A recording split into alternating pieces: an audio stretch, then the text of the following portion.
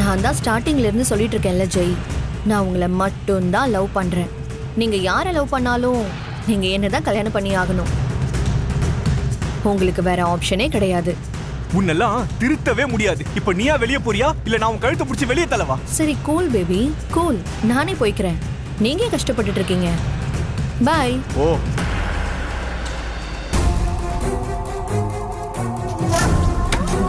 பாய்.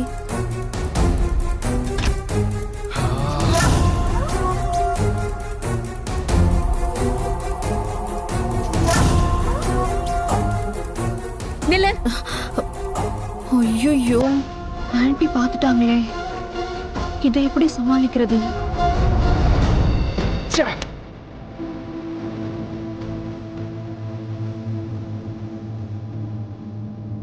என்ன ரன்யா, நீ ஜெய் ரூம்குள்ள இருந்து வர? அது வந்து ஆண்டி, என்னோட மொபைல் சார்ஜர் ஒர்க் ஆகல, அதான் ஜெய் கிட்ட இருக்கான்னு கேட்டுட்டு வந்தேன். உன் போனுக்கு ஏன் சார்ஜர் கூட சரியா இருக்கும், ஏன் கிட்ட கேட்டிருக்கலாமே. இல்ல ஆண்டி, எனக்கு ஜெய் தான் கரெக்ட். என்னது? ஐயோ, ஐ மீன் என் போனுக்கு ஜெய்யோட சார்ஜர் தான் கரெக்டா இருக்கும்னு சொல்ல வந்தேன். அனன்யா, காலையில இருந்து ஜவுளி கடையில நின்னு பர்ச்சேஸ் பண்ணிருக்கோம். கண்டிப்பா நீ டயர்டா இருப்ப. கல்யாண பொண்ணு தூங்காம இருந்தா முகத்துல டயர்ட்னஸ் அப்படியே தெரியும். சரியா, போய் தூங்குமா. ஓகே, குட் நைட் மா. ஓகே ஜெய், நீ போய் படுப்பா. சரிம்மா. ஓகே.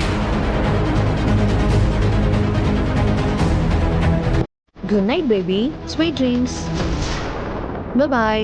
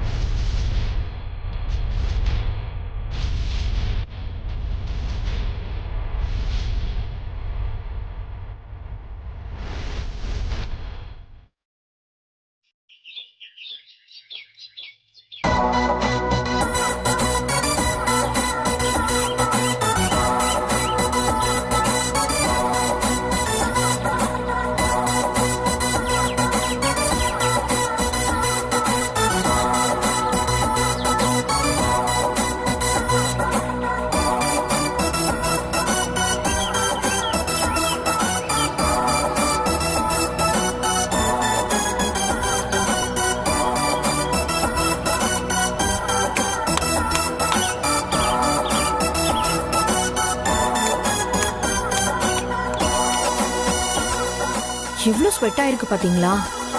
இப்படியே போனீங்கன்னா கோல்டு பிடிச்சிக்கோங்க. சரி இந்தாங்க, தொடச்சுக்கோங்க.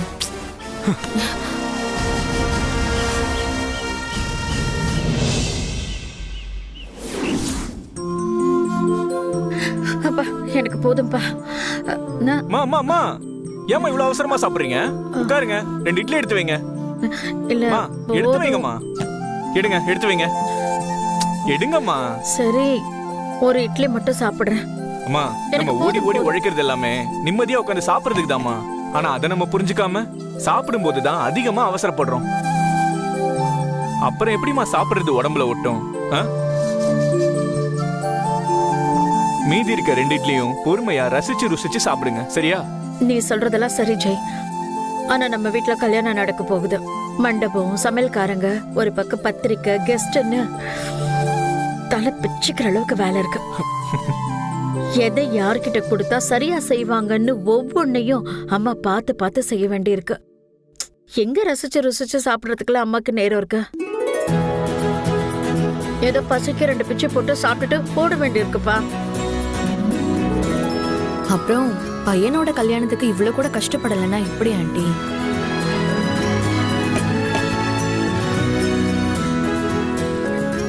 ஜெய், என்ன என்ன சாப்பிட சொல்லிட்டு நீ சரியா சாப்பிடாம அப்படியே எந்திரிச்சு போலான்னு பாக்குறேன். இல்லம்மா. இல்ல இரு, அம்மா இட்லி வைக்கிறேன். நல்லா ஆண்டி இருங்க, இந்த இட்லி சூடா இருக்கு, சாப்பிடுங்க.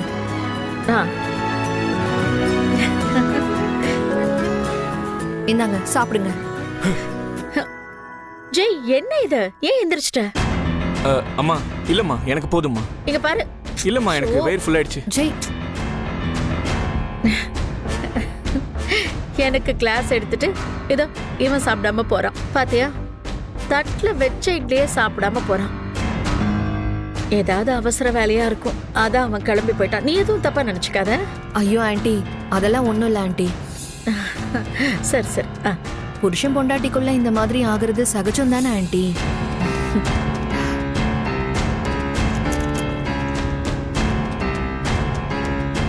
எனக்கு நிறைய வேலை இருக்கு, நீ உட்காந்து சாப்பிடு. சரியா? சரிங்க ஆண்டி. சரி அனன்யா, நான் கிளம்புறேன், நீ சாப்பிடு.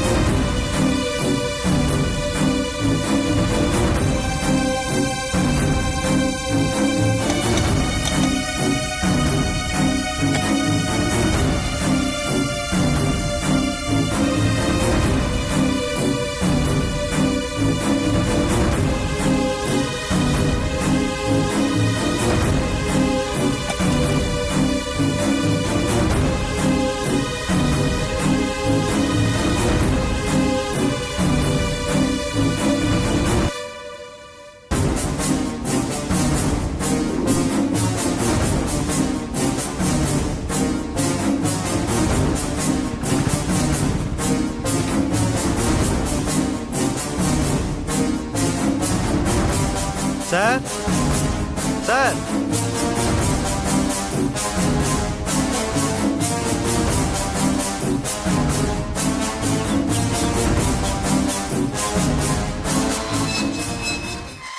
யார் நீங்க? சார் நீங்க தானே ஜெய்? நாங்க கரெக்டான அட்ரஸ் தான் வந்திருக்கோம். ஆமா, நீங்க? சார் நாங்க பியூட்டிஷியன். நீங்க மேரேஜ் ஸ்டேஜ்ல நிக்கும் போது ஒரு கிராண்டான லுக்ல இருக்கிறதுக்காக உங்களை ஸ்டைலா மாத்துறதுக்கு நாங்க வந்திருக்கோம். மணமேடையில நிக்க போறது மாப்பிள்ள தானே, என்ன எதுக்கு நீங்க ஸ்டைலா மாத்தணும்? சார் நீங்க தானே சார் மாப்பிள்ள? அப்படின்னு உங்களுக்கு யார் சொன்னா? அனன்யா மேடம் தான் சொன்னாங்க. மாப்பிள்ள நான் இல்ல சார். அனன்யா மேடம் தான் எங்களுக்கு ஃபோன் பண்ணி வர சொன்னாங்க சார். அவங்களா? அவங்க கொஞ்சம் நீங்க கொஞ்சம் கிளம்பிடுங்க. இந்த அனன்யா வர வர ரொம்ப ஓவரா போறாளே, இவளை என்ன பண்றதுன்னு ஒன்றும் புரிய மாட்டேங்குது. சார் அவங்க புக் பண்ணிருக்காங்க சார். ஐயோ இல்ல பரவாயில்ல, நீங்க கிளம்புங்க. போங்க. சரி ஓகே சார், போங்க.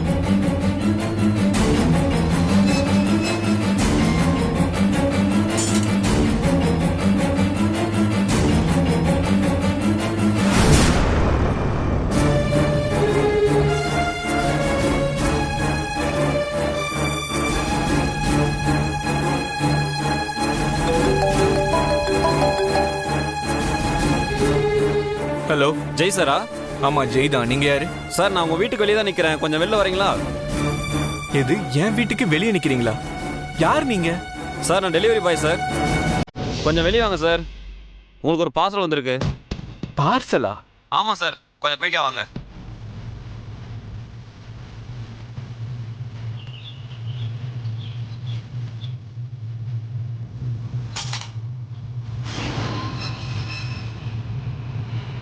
என்ன பார்சல்?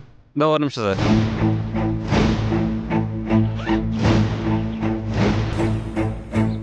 இந்தாங்க சார். என்னது இது? சார் உங்க மேரேஜ் ரிசப்ஷனுக்கு கோட்டு சார். கோட்டா? யார் ஆர்டர் பண்ணது? Ananya madam sir. Brother sorry, இது எனக்கு வந்த பார்சல் இல்ல, ரிட்டர்ன் அனுப்பிடுங்க. ஐயோ சார், இதே அட்ரஸ் உங்க ஃபோன் நம்பர் தான் சார் போட்டிருக்கு. ஐயோ அதெல்லாம் சரிதாங்க, ஆர்டர் பண்ணவங்க சரி கிடையாது. நீங்க ரிட்டர்ன் எடுத்துட்டு போயிடுங்க. சரிங்க சார்.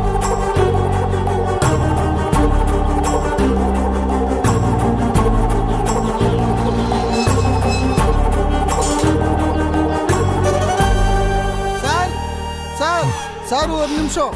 இப்போ வேண்டா.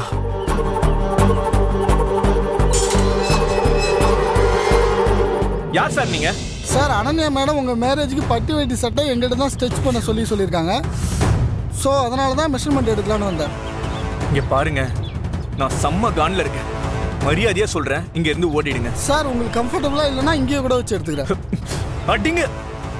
என்ன சார்? சொல்லிக்கிட்டே இருக்கேன், இன்னும் ஒரு நிமிஷம் நீங்க நின்று அவ்வளவுதான். போயா சார் போன்றல்ல.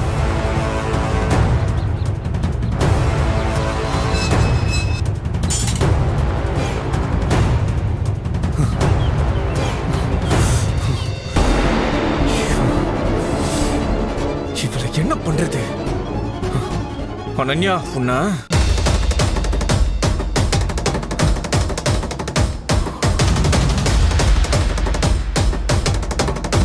இந்த அனன்யா நம்ம எப்படி சொன்னாலும் புரிஞ்சுக்கவே மாட்டேங்கிறா. கல்யாண நேரமா வேற இருக்கு. இவளை எப்படி சமாளிக்கிறதுனே புரியல.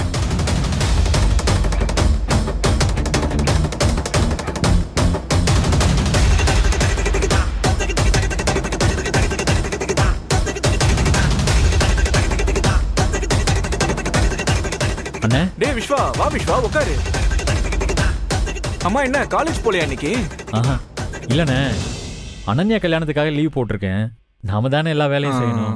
அன்பரசி வேற அவங்க அப்பா வீட்டுக்கு மாப்பிள்ளைக்கு போட வேண்டிய நகையை பத்தி பேச போயிருக்கா. ஓ, அன்பரசி வந்ததும் மண்டபத்துக்கு போய் அட்வான்ஸ் கொடுக்கணும், சமையல்கார வேற போய் பார்க்கணும், நிறைய வேலை இருக்கு. இந்த நேரத்தில் காலேஜுக்கு போயிட்டு இருந்தா சரியா இருக்காதுன்னு தான் லீவ் போட்டேன். அண்ணே அண்ணே ஆ? என்னண்ணே நான் பாட்டுக்கு பேசிக்கிட்டே இருக்கேன், நீங்க வேற ஏதோ யோசனையில் இருக்கிற மாதிரி தெரியுது. என்னாச்சுண்ணே? ஹே இல்ல அதெல்லாம் ஒண்ணு இல்ல விஸ்வா. நீங்க ஒன்றும் இல்லைன்னு சொல்லும் போதே ஏதோ இருக்குன்னு தெரியுது. என்னை உங்க தாயா நினைச்சு மறைக்காம ஒரு ஃப்ரெண்டா நினைச்சு என்ன நடந்துச்சுன்னு சொல்லுங்க ப்ளீஸ். அது வந்து விஸ்வா, இந்த அனன்யா இருக்கால, அவ தொலை தாங்க முடியலடா விஸ்வா.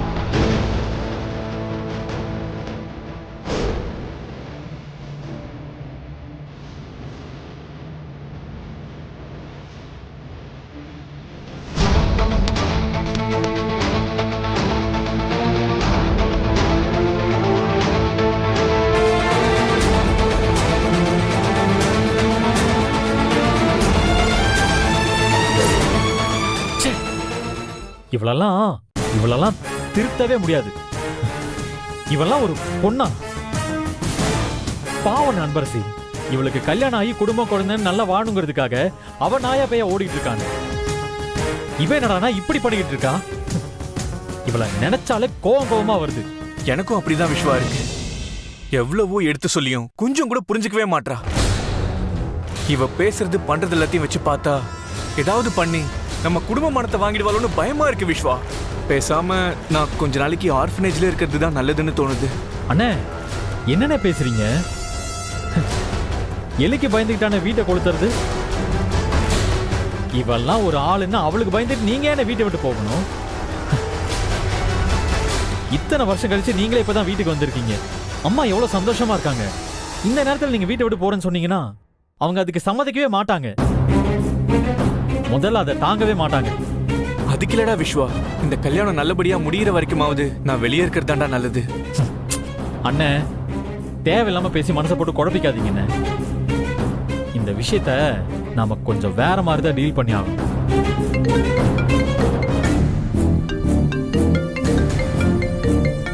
அன்பரசி தான் கூப்பிடுறா. அன்பரசி,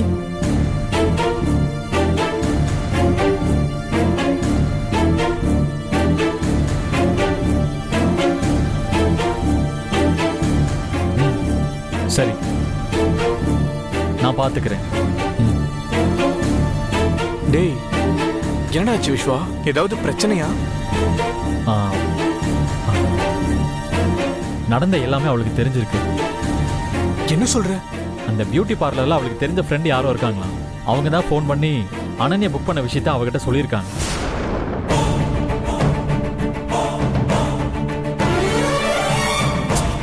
அண்ணே அவ பண்ண தப்புக்கு நீ என்ன தண்டனை அனுபவிக்கணும்?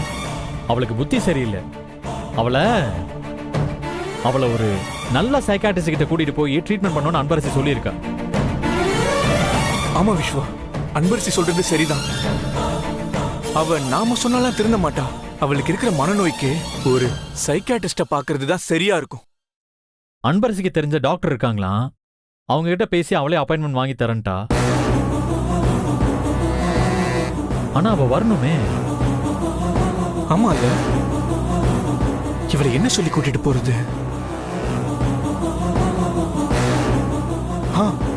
விஸ்வா, என்கிட்ட ஒரு ஐடியா இருக்கு. அவளை கூட்டிட்டு வரத பத்தி நீ கவலைப்பட வேணாம். நான் ஏதாவது பேசி அவளை கூட்டிட்டு வந்துடுறேன். ஆமாண்ணே, நீ சொன்னா அவ இப்ப எங்க வேணாலும் வருவா. அண்ணே நான் அன்பரசிகிட்ட சொல்லி அந்த டாக்டர்கிட்ட அப்பாயின்மெண்ட் வாங்க சொல்லிடுறேன். ஆனா அவளுக்கு ஹாஸ்பிட்டல் தான் போறோன்னு தெரியாம கூட்டிட்டு போகணும். ஓகேவா? மத்ததெல்லாம் டாக்டர் பார்த்துப்பாங்க. ஓகே விஸ்வா, நான் பாத்துக்கிறேன்.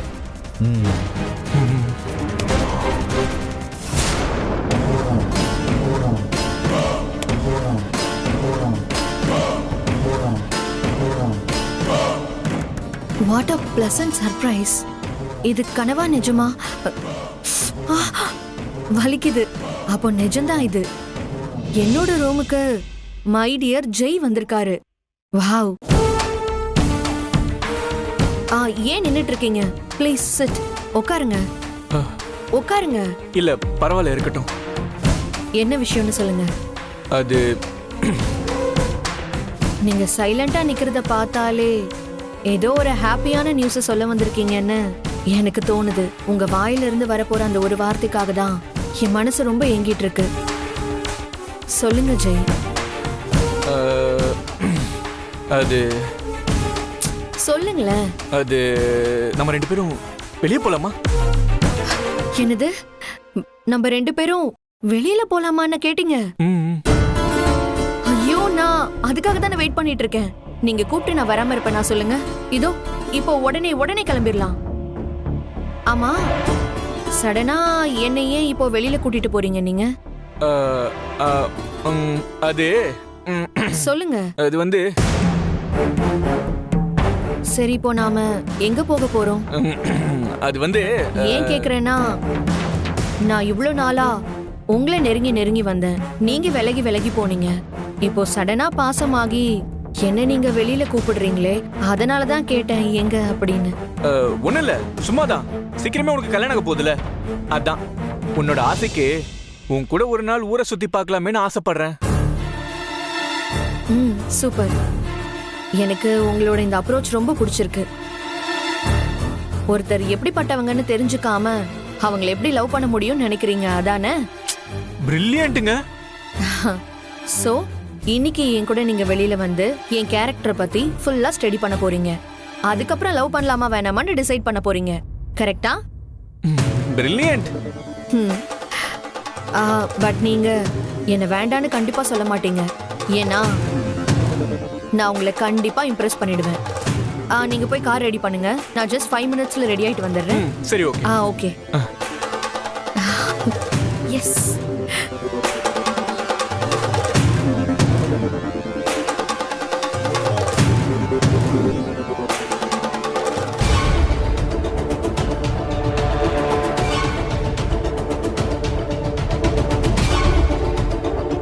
ஜெய், வாங்க போலாம். போலாம். போலாம், வாங்க.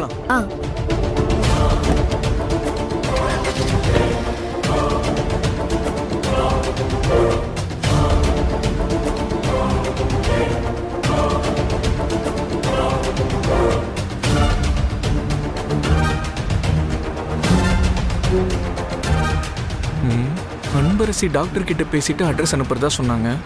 இன்னும் அனுப்பவே இல்லை. ஃபோன் பண்ணி கேட்கலான்னு பார்த்தா இவ வேற பக்கத்திலேயே இருக்கா. என்ன ஜெய், கார்ல ஏறினதுல இருந்து ஒரே டென்ஷனா இருக்கிற மாதிரி இருக்கு. என்னாச்சு? சச்சா, அதெல்லாம் ஒண்ணு இல்ல. நான் நார்மலா தான் இருக்கேன்.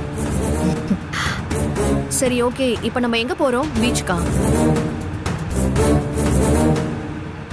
ஆமாமா, இந்த டைம்ல பீச்ல கொஞ்சம் வெயில் அதிகமா தான் இருக்கும். அப்போ மூவிக்கு போறோமா? எந்த மூவிக்கு போறோம்? மூவிக்கும் இல்லையா?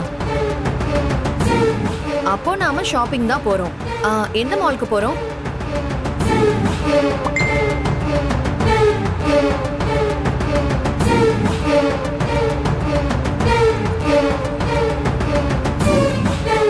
ஜெய், நான் கேட்டதுக்கு இன்னும் நீங்க ஆன்சர் பண்ணவே இல்லையே. எங்க போறோம்னு சொல்லுங்க. எனக்கு ரொம்ப கியூரியஸா இருக்கு.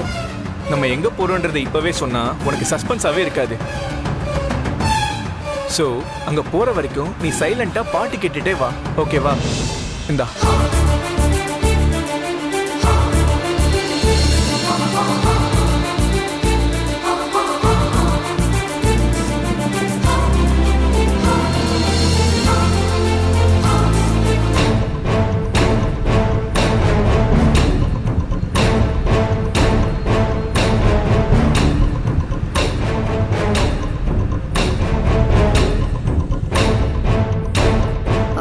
ஜெய், என்ன இது?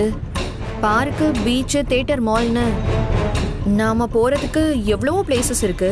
அதெல்லாம் விட்டுட்டு இப்படி ஹாஸ்பிட்டலுக்கு முன்னாடி வந்து காரை நிறுத்தியிருக்கீங்க.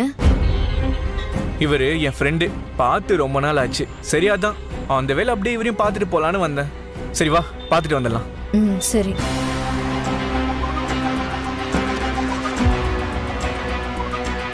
Hello doctor. ம் வாங்க உட்காருங்க. ம். Hello doctor. ம் இவங்க தான் அனன்யா. டாக்டர், உங்ககிட்ட ஃபோனில் சொல்லியிருப்பாங்களே ட்ரீட்மெண்ட் பற்றி. ஆமாம் ஆமாம் ஆமாம் ஆமாம் ஆமாம். அது சரி, உங்க மேரேஜ் எப்பங்க? மேரேஜ்? அதுக்கு என்ன டாக்டர் இப்போ அவசரம்? அப்படி இல்லை ஜி, மேரேஜ் எல்லாம் காலத்தோட செஞ்சிடணும். இப்போ உங்களுக்கு 28 வயசு ஆகுது, இன்னும் 2 வருஷம் போகட்டும்னு வெயிட் பண்ணணும்னு வச்சுக்கோங்களேன்.